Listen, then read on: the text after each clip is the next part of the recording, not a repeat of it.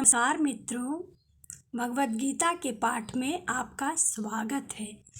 आज हम अध्याय 2 के गीता सार का पाठ वाचन करेंगे। अव्यक्त आदिनि भूतानि व्यक्त मध्यानि भारत अव्यक्त निधनानि एव तत्र का परिदेवना। अर्थात सारे जीव प्रारंभ में अव्यक्त रहते हैं, मध्य अवस्था में व्यक्त होते हैं और विनष्ट होने पर पुनः अव्यक्त हो जाते हैं। अतः शोक करने की क्या आवश्यकता है। तात्पर्य यह है कि यह स्वीकार करते हुए कि दो प्रकार के दार्शनिक हैं। एक तो वे जो आत्मा के अस्तित्व को मानते हैं और दूसरे वे जो आत्मा के अस्तित्व को नहीं मानते।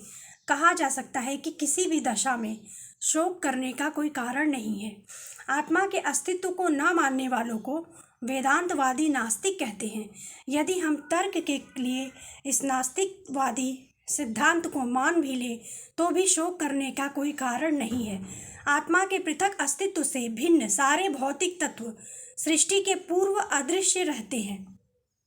इस अदृश्य रहने की सूक्ष्म अवस्था से ही दृश्य अवस्था आती है। जिस प्रकार आकाश से वायु उत्पन्न होती है, वायु से अग्नि, अग्नि से जल और जल से पृथ्वी उत्पन्न होती है।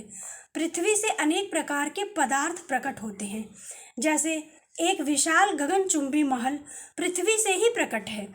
जब इसे ध्वस्त कर दिया जाता है तो वह अदृश्य हो जाता है और अंततः परमाणु रूप में बना रहता है। शक्ति संरक्षण का नियम बना रहता है, किंतु कालक्रम से वस्तुएं प्रकट तथा अप्रकट होती रहती हैं। अंतर इतना ही है। अतः प्रकट होने पर या अप्रकट होने पर शोक करने का कोई कारण नहीं है। यहाँ तक कि अप्रकट अवस्था में भी वस्तुएं समाप्त नहीं होती। प्रारंभिक तथा अंतिम दोनों अवस्थाओं में ही सारे तत्व अप्रकट रहते हैं, केवल मध्य में वे प्रकट होते हैं और इस तरह से इससे कोई वास्तविक अंतर नहीं पड़ता। यदि हम भगवद गीता के इस वैदिक निष्कर्ष को मानते हैं कि ये भौतिक शरीर कालक्रम में नाशवान है किंतु आत्मा शाश्वत है, तो हमें यह सदा स्मरण रखना होगा कि यह शरीर वस्त्र के समान है। अतः वस्त्र परिवर्तन होने पर शोक क्यों। शाश्वत आत्मा की तुलना में भौतिक शरीर का कोई यथार्थ अस्तित्व नहीं होता। यह स्वप्न के समान है। स्वप्न में हम आकाश में उड़ते हैं या राजा की भांति रथ पर आरूढ़ हो सकते हैं, किंतु जागने पर देखते हैं कि न तो हम आकाश में हैं और न रथ पर।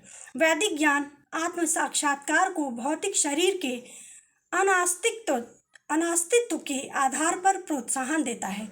अतः चाहे हम आत्मा के अस्तित्व को माने या ना माने, शरीर नाश के लिए शोक करने का कोई कारण नहीं है।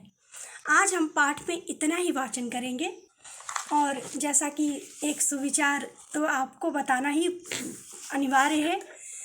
तो आज का सुविचार है, जीवन में हर कदम हमारी सोच, हमारे बोल, हमारे कर्म ही हमारा भाग्य लिखते हैं।